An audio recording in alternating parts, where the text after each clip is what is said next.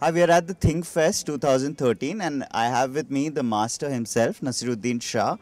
Uh, Mr. Shah gave a fantastic reading of Sadat Hasan Manto's Toba Take Singh at ThinkFest today.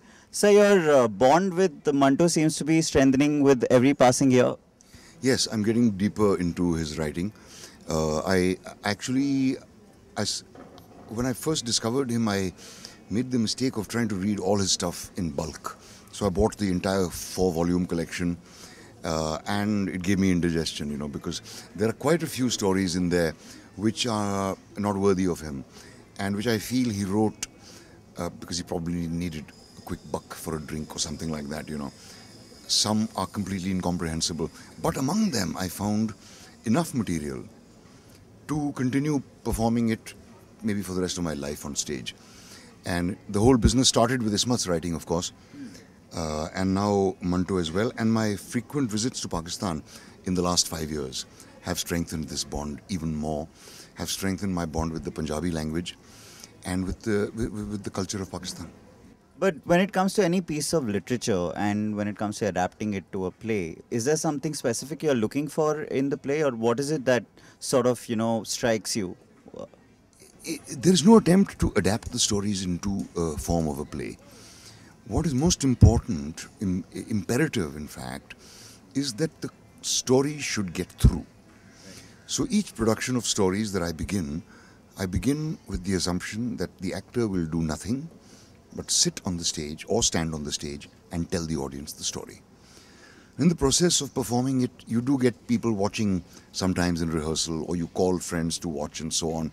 And then, of course, in the course of performance, you discover that, hey, this point could be made better if I illustrated it a little bit. Right. And thus we do that. So we do as much as we feel is necessary to get the story across. Now, your entire family is involved in theatre in some way or the other, right? And your wife, Ratna Pathak, directs you often, and there are times when you're directing her. So, how do the dynamics change when one person is the director's chair and the other person's acting? Well, it's because we don't let our real life relationships interfere. We don't bring our baggage into the work, and we don't take our work home. Which doesn't mean we don't work at home. We work separately, but we don't talk about the work too much when we're at home. There's many other things to talk about, and as far as being directed by her, I'm no stranger to that.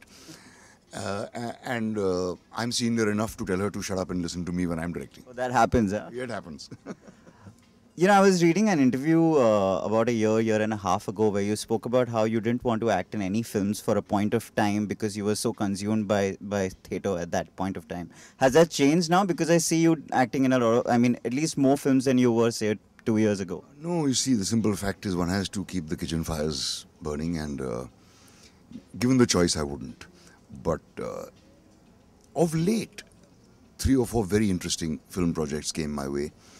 Before that, I went through a bit of hell, doing 4 or 5 movies which were utter disasters in every way. Shoot on Sight, I think, was, yeah.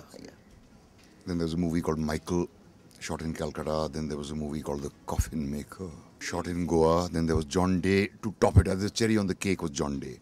John Bad Hair Day. So it's like, nature is compensating me at last. But that's interesting, right? Because you clearly set such high standards for yourself when you're on stage in terms of whether it's the story or the setting or the act itself.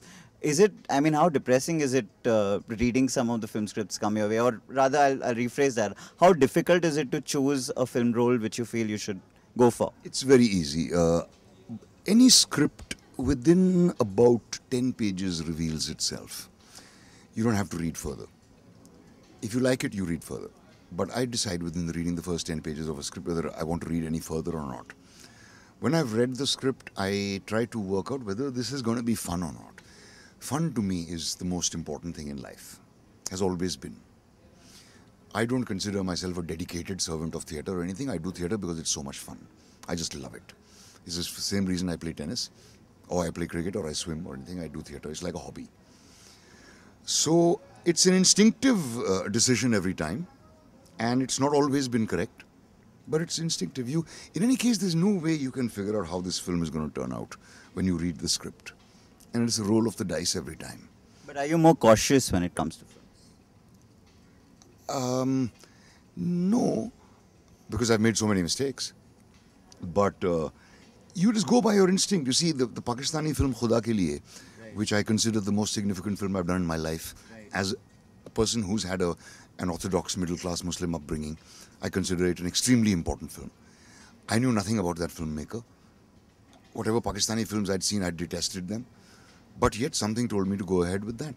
And I did. Something told me to go ahead with John Day and Coffin Maker, and I did. I was wrong.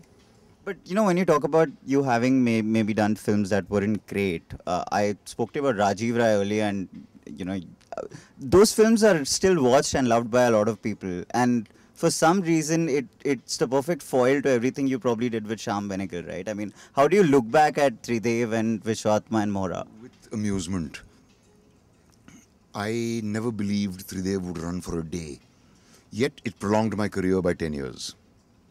So I'm grateful to Rajiv for having taken me in that film. I was the last guy he should have cast, actually. But it was nature's doing. It provided me with a box office hit, which I'd never had, after being 10 years in the industry. 10 years later, it gave me another one, Mohra, again by Rajiv Rai. And 10 years later, it gave me Dirty Picture, not by Rajiv Rai this time. When I'm 80, I'll get another one.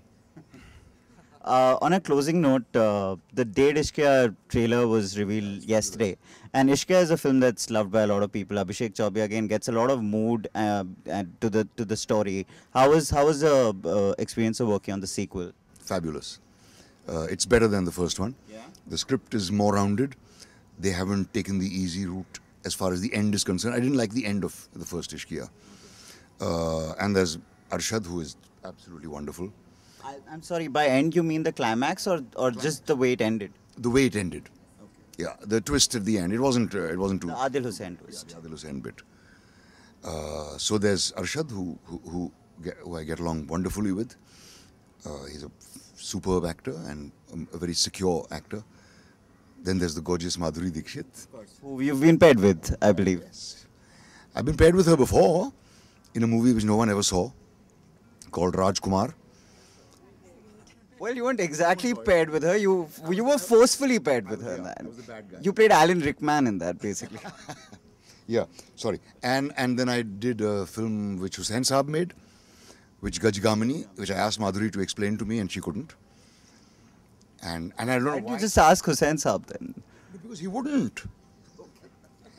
And then at some point he started picking on me, and he made a statement in Tehelka, saying Naseeruddin Shah mocked me very much when I was making this film. I don't remember mocking him at all. I remember agreeing to do it only because of him.